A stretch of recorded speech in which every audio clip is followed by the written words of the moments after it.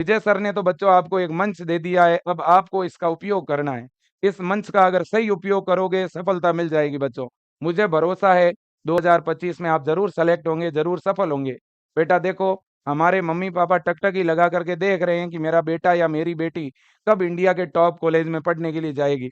और पता है जिस दिन आप सेलेक्ट हो गए ना भाई साहब, आपके मम्मी पापा जो है ना, उनका जो सीना है वो गर्व से चौड़ा हो जाएगा भाई साहब, वो किसी को बोलने और नहीं देंगे।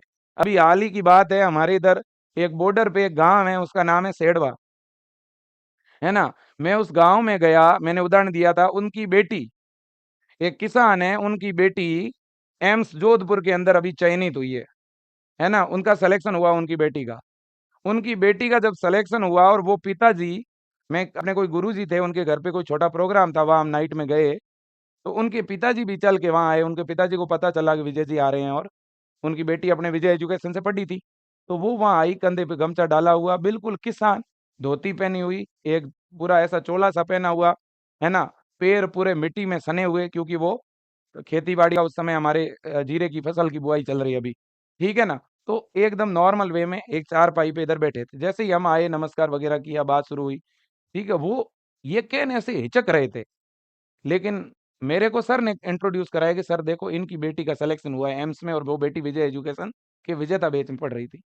भाई साहब, जब मैं उन पिता की तरफ देखने लगा ना, उनके आंखों से आंसू टपकने लग गए, रोने लग गए वो। और वो कोई दुख के आंसू नहीं थे, खुशी के आंसू थे।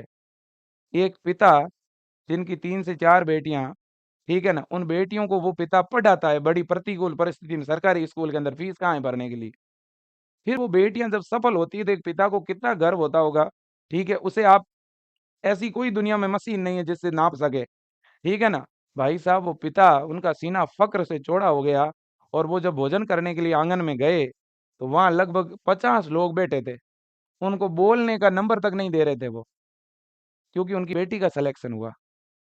उनका कॉन्फिडेंस एक अलग ही लेवल का भाई साहब, ठीक है ना। ऐसे माता पिता को मैं सैल्यूट करता हूँ बेटा, ठीक है ना। बस आप आगे बढ़ो और मेहनत करो, सब कुछ बढ़िया होगा दोस्तों, आप ही का सिलेक्शन होगा, ध्यान रखना।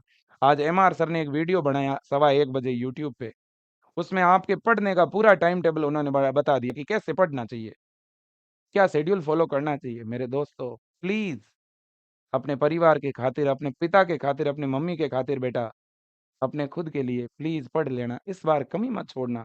यही कहना चाहता हूँ बच्चों। बहुत सारे लोग आपके हार का इंतजार कर रहे हैं, खबरदार अगर आप उन लोगों को खुश कर दोगे तो, है ना। आपको उन लोगों को खुश करना है जो आपके हितैषी हैं, है ना। और आपके हितैषी सबसे पहले आपके माता और पिता है।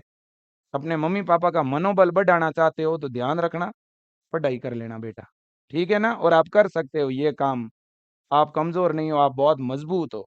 Thank you so much. जय हिंद, वंदे मातरम।